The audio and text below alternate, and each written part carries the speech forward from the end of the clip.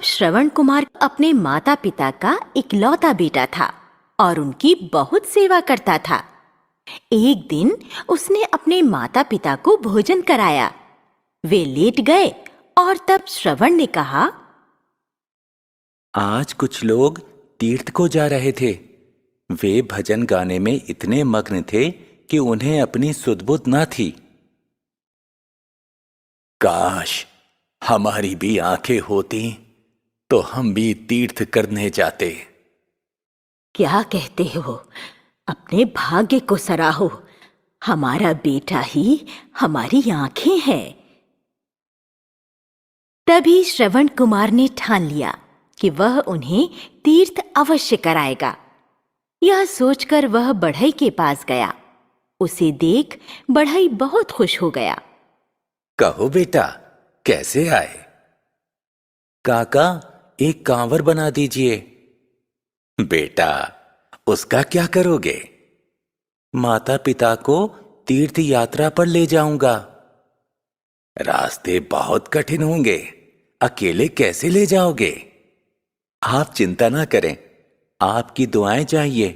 बताइए, कांवर कब तक बना देंगे? श्रवण की जिद पर बढ़ई को झुकना ही पड़ा।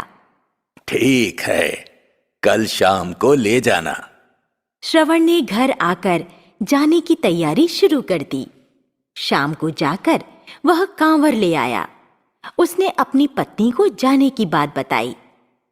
कल मैं तड़के ही निकल जाऊंगा।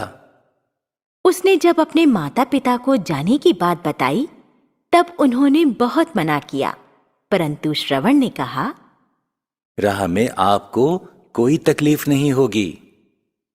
अगले दिन जल्दी उठकर उसने माता पिता को कांवर पर बैठाया और चल पड़ा। सारा गांव उसे मन ही मन आशीर्वाद दे रहा था। कई महीने बीत गए। वह दिन भर सफर करता और रात को थकान मिटाता। एक दिन जंगल से गुजरते हुए उसे पक्षियों की आवाज सुनाई दी। जब वे तीनों रात को लेट गए तो सहसा पिता ने पानी मांगा।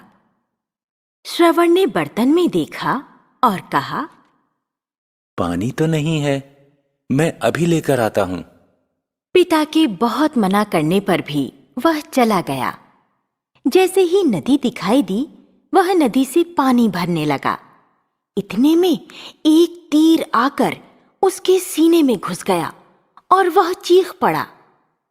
राजा दशरथ शिकार खेल रहे थे और खाली घड़े में पानी भरने की आवाज सुनकर उन्होंने समझा कि कोई जानवर पानी पीने आया है।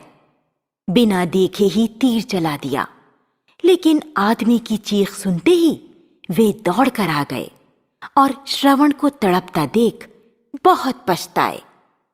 उन्होंने उसके सीने का तीर निकाला। आंखों में आंसू लिए वह उससे बोले, मुझसे बहुत बड़ा पाप हो गया है। मैंने तो जानवर समझकर तीर चलाया था। मुझे माफ कर दो बेटे। मेरे माता पिता जंगल में प्यासे बैठे हैं। मेरा एक काम करें, जाकर उन्हें पानी पिला दें। राजा ने श्रवण से सारी कहानी सुनी। देर ना करें, पानी ले जाएं। यह कहते ही उसका दम निकल गया।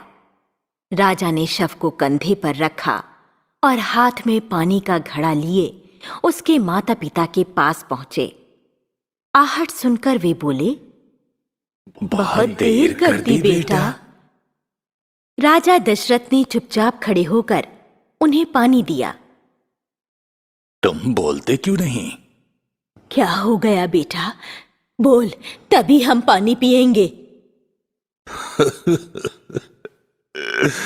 माता जी, अनजाने में मेरे हाथों से आपके बेटे की मृत्यु हो गई। आप चिंता ना करें, मैं ही आपका श्रवण हूं। आपकी सेवा करूंगा। क्या? हे भगवान, एक दिन तुम भी हमारी तरह बेटे के वियोग में तड़पोगे। यह कहते ही दोनों के प्राण निकल गए। भारी मन से उन्होंने उनका दाह संस्कार किया। महल में आने पर भी उन्हें शांति न मिली और बहुत सालों के बाद उनके बेटे राम वनवास गए।